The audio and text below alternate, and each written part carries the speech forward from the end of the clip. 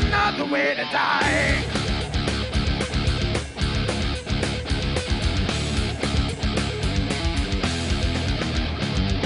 There can be no other reason why, you know, pushing the scene and coming. Consequences we cannot deny. We may reveal in time. Early 90s, Mike was rehearsing with his band a couple doors down from where I was with the band I was with. The band he was with didn't seem like they were getting it together or going too far. I never even heard their singer sing at the time. Yeah, you know, he would show up, but the guy would never sing. It's true. Called up Mike to tell him, quit your band. Searching for a singer, forced to take out an ad in the Illinois Entertainer. I know we laugh about it now because we kind of padded it. The ad had been making it sound like we were on the verge of getting a record deal, because we wanted to deal with somebody who was professional, and every knucklehead you could think of showed up for these. And I had been on like 30 auditions already, and I was a little jaded.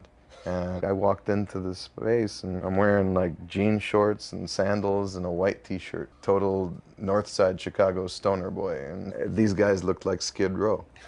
You know, flannel shirts, maybe 2 buttons buttoned on the bottom, and the jeans that are so frayed that maybe there's about a couple patches of actual jean left on them. And Mikey looked like one of the guys from Testament. He had long black hair, and, you know, and I'm like, okay, here we go again. And, you know, it's all good. And, I mean, really, he was the only guy that stepped up to the plate. With all the other guys we auditioned, we'd have to play a cover song because we got to hear these guys sing. And David's like, nah, let's not play covers, just play one of your ideas. We start playing a riff we were working on. By the time the riff cycles back around, he just starts belting out this melody. It was just undeniable. Of course, they didn't tell me I was in for a while. I kind of, yeah, we should do a couple more practices together. You know, very nonchalant about it. We went through a little difficult divorce with our last singer and weren't ready for marriage just yet. You know, it was... I left that day, and you know, there was no question the precision that they were already had at that point. And truth be told, is I wasn't going to go back for another practice because I didn't think that my voice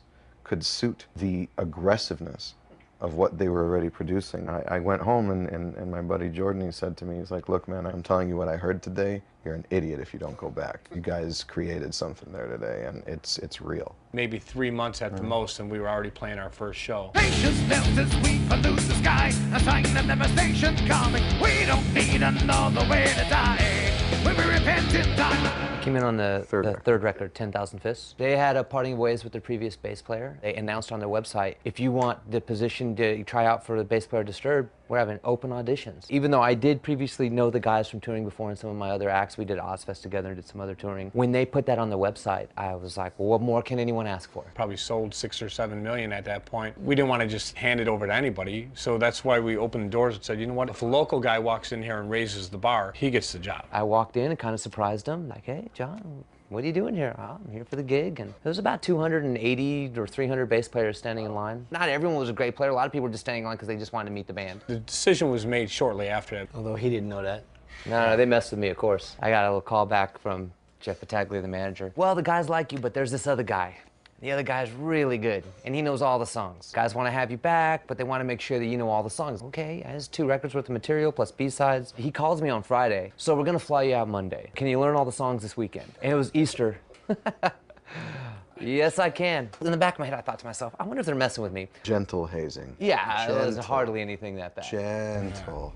Easy. The fun part for us was when he shows up with his bass on Monday, we decided, well, we're gonna go to dinner before we jam. We ate and tons of wine, and he's looking at us like, how are we gonna get up and stage and jam with all this food? And right, so these guys are animals, there's no way. And they're keep assuring me, nope, as soon as we finish, we're gonna go jam. Raise their glasses and says, yeah, let's make a toast to the new bass player Disturbed. He kind of looks at us like, so we're not gonna jam?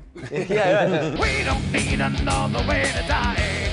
When we repent in time, the time bomb is ticking. And no one is listening. Our future is fading. Is there any hope we'll survive?